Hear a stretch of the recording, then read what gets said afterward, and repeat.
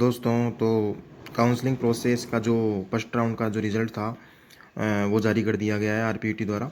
तो देखो, round first में अगर आपको सीट अलॉटमेंट हुई है तो आपके पास दो विकल्प रह जाते हैं। पहला विकल्प रहता है कि रिपोर्ट करना। रिपोर्ट करने में क्या है कि जो देखो, राजूवास बीकानेर में आपको एडमिशन फॉर्मेलिटी पूरी करनी है। भाई, जिसको सीट अलॉटमेंट हुई है उसके पास दो विकल्प रह जाते हैं। या तो वो देखो एडमिशन प्रक्रिया जो है ना राजूवास बीकानेर में, वो फॉर्मेलिटीज एडमिशन की वो पूरी कर ले जाके, ठीक है।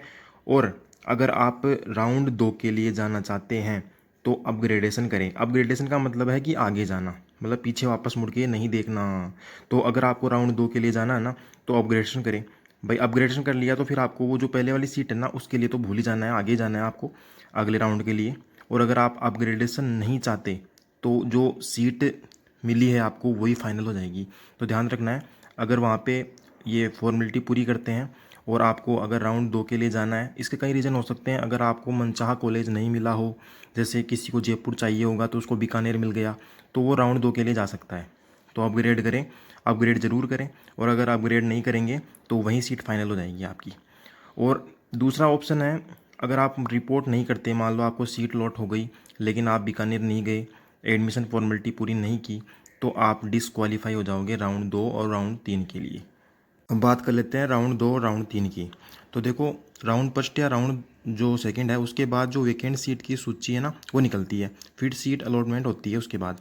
तो देखो, अगर देखो कोई सीट वैकेंट रह जाती है ना राउंड फर्स्ट या राउंड 2 के बाद, तो जो सूची है वैकेंट सीट की वो निकलती है और फिर सीट अलॉटमेंट हो जाती है। तो ये जो पता चलेगा वो वेबसाइट पर पता चलेगा, rajuvaas.org.in पे। तो दूसरा पॉइंट ये है कि अगर आपको नई सीट अलॉट होती है, देखो आपने अपग्रेडेशन किया तो आपको नई सीट अलॉटमेंट हुई अपग्रेडेशन के बाद, तो आपको क्या करना है, बीकानेर जाना है और एडमिशन प्रोसेस फिर से करना होगा। जैसे ही आपने पहले राउंड में किया तो वैसे ही आपको सेकेंड राउंड थर्ड राउंड में ऐसा ही करना होगा अगर आपको नई सीट अलॉटमेंट होती है अपग्रेडेशन के बाद, ठीक है, ध्यान रखना है। अब बात कर लेते हैं, अगर सीट ले लिया आपने और अगर ज्वाइनिंग नहीं करी तो आप डिसक्वालीफाई हो जाओगे आगे के राउंड्स के लिए। तो ध्यान रखना है। तो आपने अगर मान लो सीट तो ले ली लेकिन आपको ज्वाइनिंग नहीं की, रिपोर्टेशन नहीं किया, मतलब वहाँ जाके जो एडमिशन प्रोसेस है वो पूरा नहीं किया, तो डिसक्वालीफाई हो जाओगे आगे के राउंड्स के लिए, ध्यान रखना है। और आगे की बात, अगर कोई चेंज नहीं होता, जैसे मान लो आपने अपग्रेडेशन के लिए लगाया और कोई चेंज नहीं हुआ अपग्रेडेशन के बाद, तो आपको बीकानेर बार बार जाने की ज़रूरत नहीं है, अगले रिजल्ट का वेट करना है। तो ये बहुत ही ध्यान रखने वाली बात है, बार बार बीकानेर जाने की ज़रूरत नहीं है। अगर आपको अपग्रेडेशन के बाद वही कॉलेज मिलता है तो बार बार जाने की ज़रूरत नहीं है। और अब आगे की बात है कि कुल 3 राउंड होंगे, जो पूरी प्रोसेस है उसके 3 राउंड होंगे और ये सारे ऑनलाइन होंगे।